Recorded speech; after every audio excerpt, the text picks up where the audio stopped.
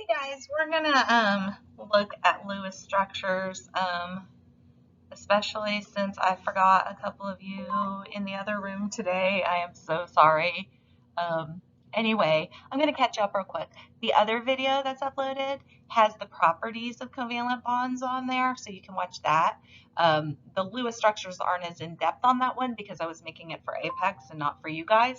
So watch this one for the Lewis structures, and that's going to be your work for tonight. I'm going to do the first few with you, and then you guys are going to do page 4 in your packet.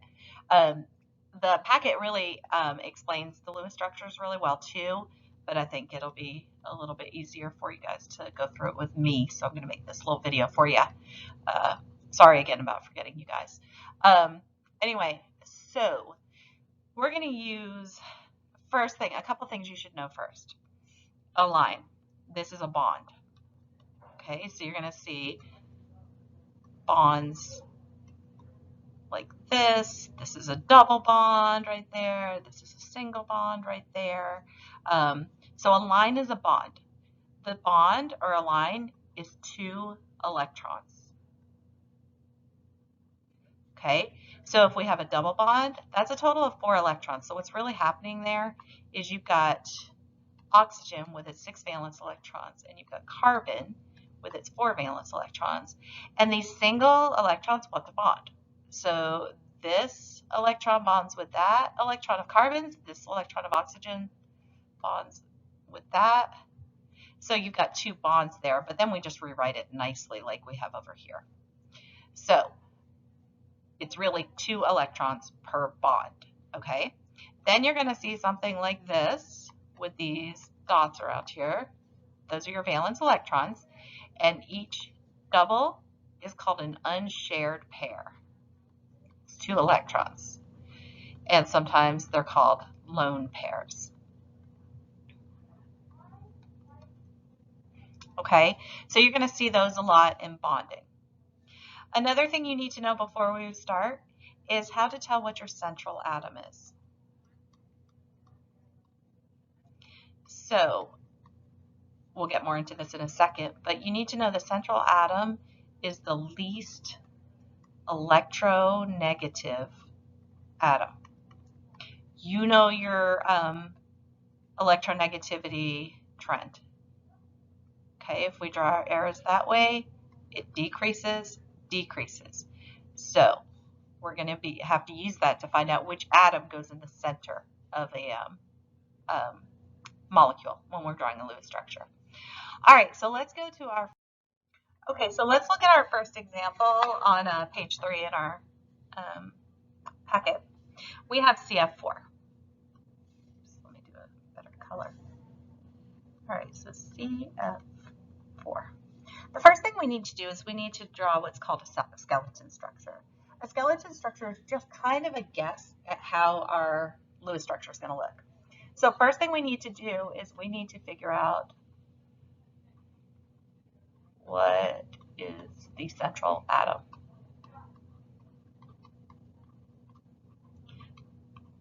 So if you look at your periodic table, F is about here, C is about here. So remember, it's the least electronegative, so carbon is our central atom. Carbon's pretty much always a central atom because it can form 4 single bonds, because it goes like this. And if you have a fluorine, fluorine can have 7 valence electrons, so these 2 could form a bond. Then carbon can form 3 other single bonds, or it can form some doubles, but carbon's usually a central atom is the point there. So our skeleton structure, we know that carbon's the central atom, so what we'll do is we'll just bond it with the 4 fluorines to start. All right, so that's just kind of our guess at what this is going to look like. The next thing we need to do is our electrons required and our electrons available, because we want to find out how many bonds do we have in the molecule in the Lewis structure. So we're going to do that by figuring out available and required. So let's talk about required first. All right, you have in this molecule, you have 1 carbon atom and you have 4 fluorine atoms. You have to ask yourself, how many does carbon need total to be stable? Well, all elements except for hydrogen and helium need 8 valence electrons to be stable. That includes fluorine. Your answer here for required is always going to be 2 or 8. The only one that's going to be 2, 4 is hydrogen because helium isn't going to bond. So what we get here, we're going to add these up. So we get 8 and we get 32. So we have a total of 40 required electrons. Now let's talk about how many electrons we have available. Available is their number of valence electrons. And for that, we use our periodic table 1, 2, 3, 4, 5, 6, 7, 8. You know how many valence electrons atoms have. So we have carbon, we have that one carbon, and each carbon has 4 valence electrons. Then we have fluorine. We have 4 fluorines, and each fluorine has 7 valence electrons. We're going to add those up. So we have 40 electrons required, so we need 40. We have, based on the number of valence electrons each of these elements have, we have 32 electrons available. What we need to do with that is we need to take required minus available divided by 2 equals the number of bonds that we have. So we had 40 required, we had 32 available, divide that by 2, and that means we have 8 divided by 2, 4 bonds in our Lewis structure. Now that we know that, we're going to revisit our skeleton structure, and we had 4 bonds in our skeleton structure. So let's just redraw that. Now, here's the thing. We have to make sure every element on here that needs 8 electrons has 8 electrons, or if it needs 2 electrons, it has 2 electrons. So, looking at carbon here, each line counts as a bond, and they share it. So, both fluorine and carbon can claim this line. So, carbon really has all 4 of these bonds. So that means if each line is 2 electrons, it has 2, 4, 6, 8 electrons. That's how many carbon needs to be stable, okay? Fluorine, however, can also claim that bond, but that means fluorine only has 2 valence electrons right here. Fluorine, we know, needs 8 total. So what we're going to do instead here is I'm going to redraw this with my fluorines and my carbon and my 4 bonds. And I know that carbon has its 8 valence electrons, but fluorine still needs 6 more to total 8 because this one line gives it 2. 4, 6, 8. So I'm going to have 3 unshared pairs around the fluorine and 1 bond, which is a total of 8 electrons for fluorine. Same thing with the other fluorines.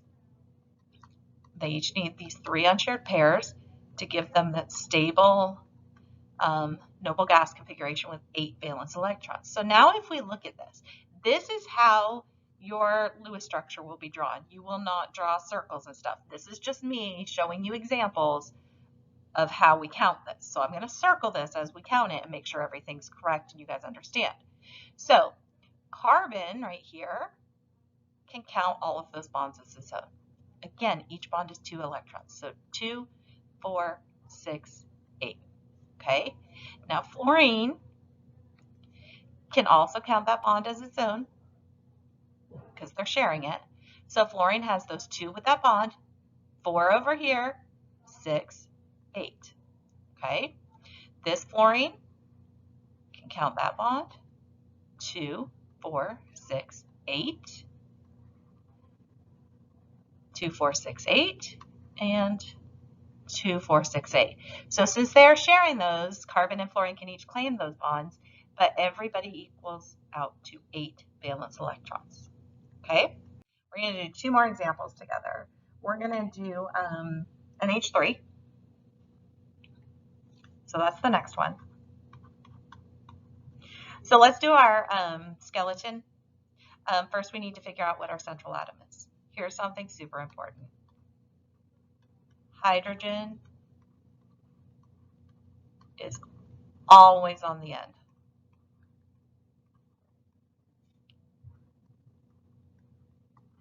Never central. Never ever. Hydrogen has only one valence electron. That means hydrogen can only make one single bond. So let's say it runs into fluorine here with 7 valence electrons. Those 2 electrons can form a bond, but that's the only one hydrogen can do. It has no other single electrons hanging out to bond. So hydrogen is never ever going to be your central atom. So when you only have hydrogen and something else, you know the other thing is your central atom. So nitrogen is going to be our central. We have 3 hydrogens, so I'm just going to bond those to the nitrogen for my skeleton structure. Now I'm going to go ahead and do my required. I have hydrogen, I have 3 of those, and I have nitrogen, and I have 1 of those. Each hydrogen needs 2 valence electrons to be stable.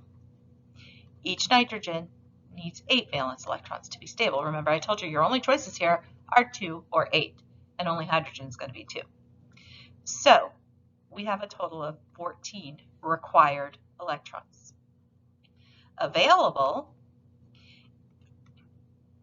each hydrogen only has 1 valence electron. Each nitrogen has 5 valence electrons for a total of 8 available electrons. Remember, the formula is to find out how many bonds is R minus A over 2. So we're going to get 14 minus 8 over 2. So that's 6 over 2 equals 3 bonds.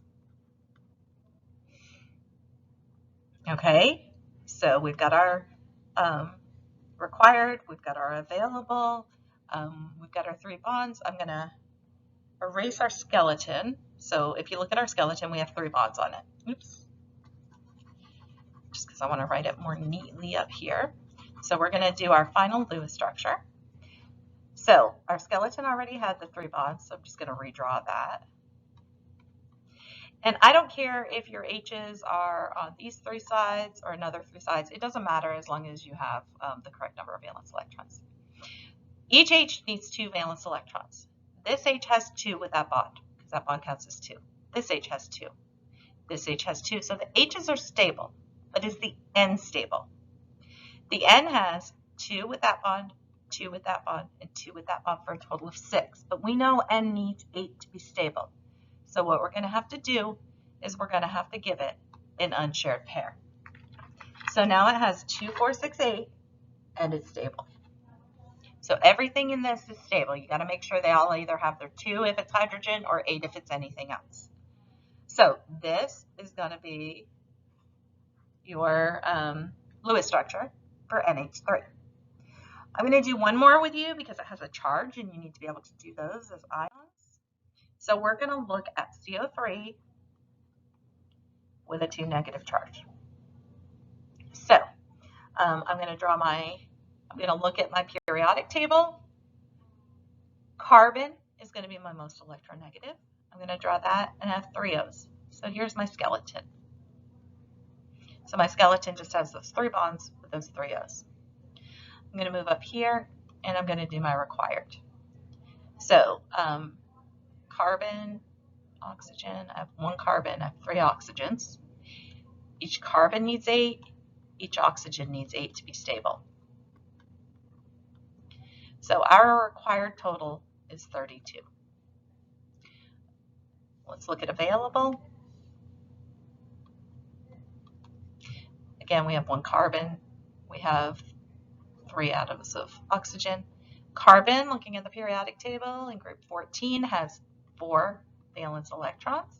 Oxygen in group 16 has 6 valence electrons. So we get 4, we get 18, so we have 22 available. Now, here's the thing, coming back over here. This is an ion. This whole thing has a charge of 2 minus. And if we have a 2 minus, what does that mean about our number of electrons? It means we have 2 extra electrons. If it was 2 plus, we might have 2 fewer electrons. So over here for available, I'm going to add 2 electrons because that has a charge of 2 minus. If it was 1 minus, I'd add 1. If it was 1 plus, I would subtract an electron. So really we have 24 electrons available due to that charge. So I'm going to do my R minus A over 2 is going to be 32 minus 24 over 2. So it's that 4 bonds. So what I have here for my skeleton is I have these 3 bonds, and that's not enough. So if I redraw my skeleton here, I don't have another element for carbon to bond with, but I have to have 4 bonds in this Lewis structure. So what I'm going to do here is I'm going to use a double bond. It doesn't matter which oxygen you put the double bond on, I don't care, but you're going to have 1 double bond. So now I have 1, 2, 3, 4 bonds around this carbon here. Okay, so it has 4 bonds around it, so that carbon is stable because each line again counts as 2. So a double bond involves 4 electrons. So 2, 4, 6, 8. Carbon stable. We need to look at our oxygens. This oxygen right here has 2 valence electrons with that bond right there. So we're going to have to add on our unshared pairs. So now it has 8. So we've got 3 unshared pairs, 1 bond. That oxygen is stable with 8. This oxygen also needs 3 unshared pairs to have a stable 8. Stable 8. Stable 8. Again, do not draw the circles. That's not proper on your Lewis structure. I'm drawing it to show you what I mean. This oxygen over here has 2 4 electrons because of that double bond. So we only need 4 more, or 2 lone pairs for this oxygen to be stable. So now looking within the circles for each of them, everybody's stable. So if I was going to draw this properly, again, I don't care which oxygen has the double bond at this point.